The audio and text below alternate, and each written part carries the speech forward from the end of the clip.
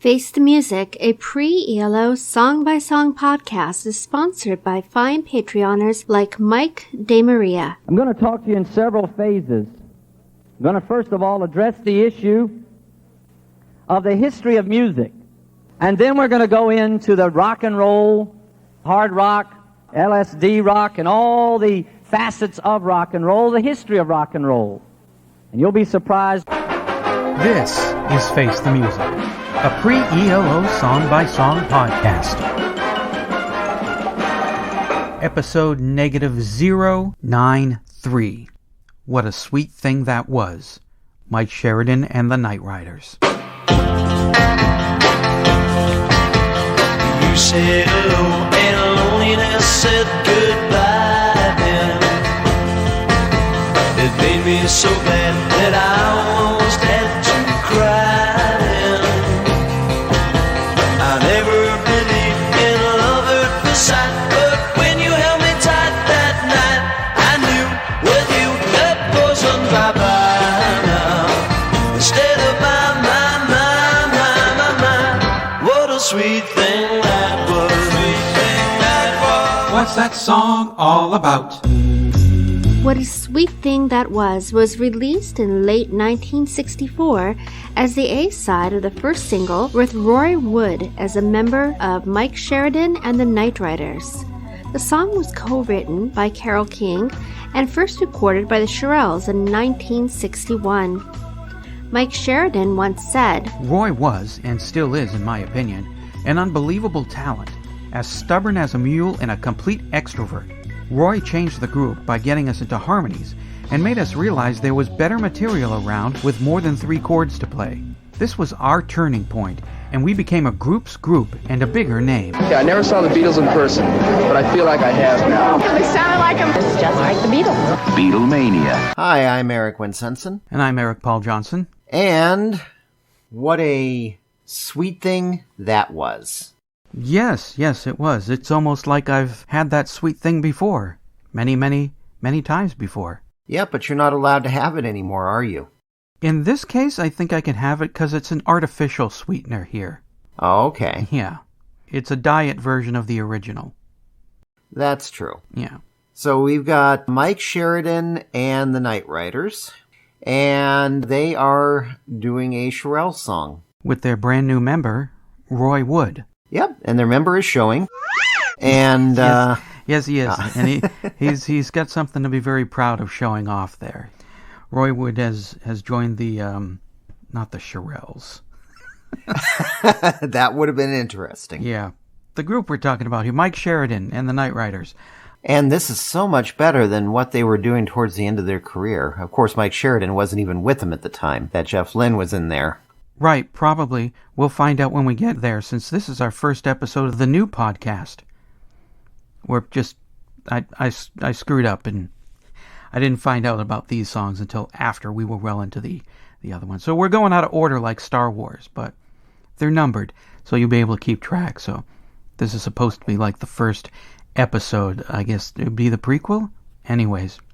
But no, I like this. It's typical of early 60s British beat music and basically do their version of a blues or R&B song and cut it down to the basics and make a single out of it, which I guess this wasn't a hit, but it is a decent song and actually shows Wood up front on the... You said shows Wood. Shows Wood. But it shows him up front. There's Wood up front on guitar. Yeah. Yeah, popping up everywhere on the song. Yeah.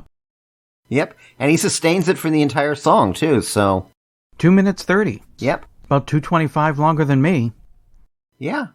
From what I've heard. Experienced. But getting away... Yeah. Yeah, this is quite a good song. I could see it doing some chart activity someplace. Problem is that there was the Beatles, there was Herman's Hermits, there was Dave Clark 5. Mm-hmm. There was everybody at the time doing this sound. So it's a good song, but there's not really anything to distinguish it. No, there is not. If I didn't know better, I would think it was a Beatles song. I mean, they follow every single ingredient in the Beatles formula with this. First of all, take a song by an American R&B group that was not a hit in England, remake that. Your soul was sweet, your lips were warm and tender. I wanted your kiss, I couldn't resist. Surrender. Your soul was sweet, your lips were warm and tender. I wanted your kiss, I couldn't resist. Surrender. The backing vocals, those are straight up Beatles. What a sweet thing that was. That start, stop before the chorus, Beatles. You so near, I heard the sound of your sigh. Drums and drum fills, Ringo. The guitar solo sounds like it was played by George Harrison.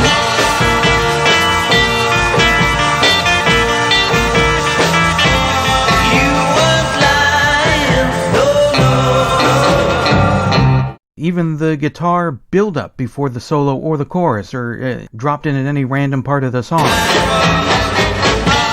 Beatles. Everything about this song is straight-up stone-cold Beatles.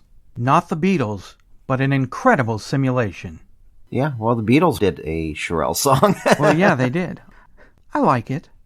I'm not in love with it, but, and I know you're not supposed to say this, I'm not really in love with the early Beatles kind of sound. I like it. Well, I'm not in love with the remakes that the early Beatles did. I mean, the songs that the Beatles remade, they were good, and I would like them if that was all there was. But when you put the remakes up against the Beatles originals, well, the Beatles originals just crush the songs that the Beatles remade. There are some songs the Beatles remade that I do like, but you know, you put them up against the original songs that John and Paul wrote, for the most part, they are so much better than the songs that the Beatles remade. Again, for the most part. I'd say rock and roll music and money were about equal to the originals, but otherwise you're right. Yeah, I mean, I love Long Tall Sally, and Kansas City is good. And as for the Beatles, I like the middle stuff better. 66 to probably 67. The early stuff seems really black and white to me. I really like it when later in they seem to bring in, well, they seem to make their music in bright 60s Technicolor with Sgt. Pepper's and Revolver and Magical Mystery Tour. Which, of course, is what led to ELO. True. Yeah, the Shirelle song, yeah, it is better production, of course, because you've got those strings and everything there going.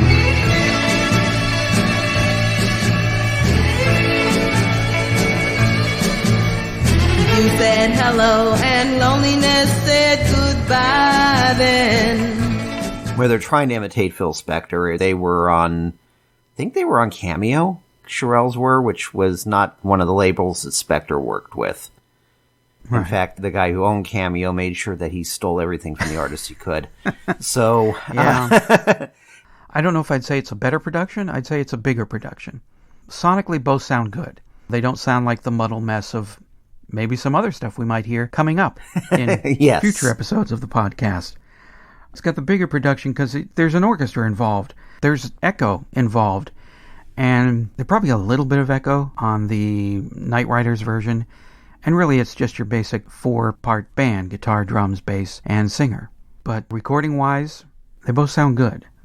They don't sound like a mess, which is on the way in some instances. Yes, it is. Yeah. Got something to say about what a sweet thing that was? Then call the telephone line voicemail. 623-850-3375. Call now.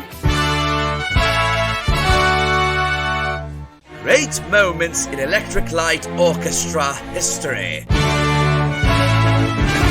Roy, that gives us a chance to have a quiet chat. You started off many years ago in Birmingham with Jerry Levine and the Avengers. Then you really took a step in the right direction because you moved up to Mike Sheridan and the Nightriders didn't you? Making me sweat now. Yeah. Well, let's go back a few years now and bring back your old boss, Mike Sheridan. Mike, can you come in here for a second? And Mike, you tell us. Hello, Brian. Hello, Terry. How you doing? Yeah. You do know each other. Very well. You have met before. Who's? Tell us the story of how Roy came to be playing with the Nightriders. Well, we were short of a lead guitarist, and we put an advert in the Birmingham Mail. And he turned up, worse luck. Lead guitarist wanted, I remember it, lead guitarist wanted, must have Fender, Vox amp, and Binson Echo, and I had the set. So and that's what he was in. But you didn't want him, did you? No, I was against him because he actually turned up and he was dressed in his potato sack. No, he's always been in snappy with the corners cut out. Really? You didn't go around dressed in potato sacks? My mum used to get them off the market here. Well, hello, this is Troy with my thoughts on Mike Sheridan and the Nightriders. What a sweet thing that was. I really love this song. I really love Mike Sheridan's voice on this one. But he really gives it his all here. He just sings it in a professional manner from beginning to end. And his voice really flows with the rhythm. And I also love the rhythm of the song. It just keeps with the vocals and the background vocals. And I love the way it changes somewhat before Mike says what a sweet thing that was. But yet it goes back effortlessly to the rhythm of the song. I love the way the guitar keeps the pace with the rhythm of the song too. I did not know Roy Wood was a member of this band, but he does the lead guitar here, and he does a great job. And I don't know how old Roy was at this point. I think it's probably late teens, early 20s. And it's kind of interesting listening to Roy and Jeff, having heard them for the first time when they were already established, and to listen to them in their younger years playing guitar. I know nobody at that time probably sensed anything special, maybe a little bit in them. It's kind of hard to put myself in the mind of someone who was listening to this record back in the 60s. But from the vantage point of hindsight, I can tell there was something special about both of them in the way they played, and I just love the way Roy's guitar plays along with the rhythm of the song, and then his solo is really good too.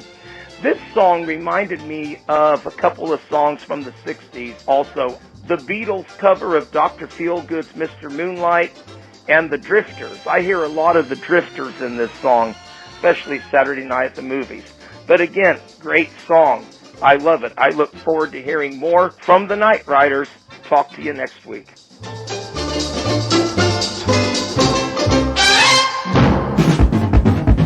Face the Music, a pre-ELO song-by-song podcast, is a production of Radio Trolla Entertainment, Assorted Deli Meats Amalgamated. You can contact us by voicemail at 623-850-3375 or email us at eloftmpodcast@gmail.com, and we'll read and reply to it on the show. Keep up to date on the show by joining our Facebook group, and spread the word by sharing the link or giving us a quick rating on iTunes. Join our YouTube page, the Electric Light Orchestra podcast channel, to hear other goodies. You can financially support the podcast at patreon.com/ELOpod, or use PayPal with the podcast's email, or send a check or money order to P.O. Box 1932, Superior, Arizona 85173.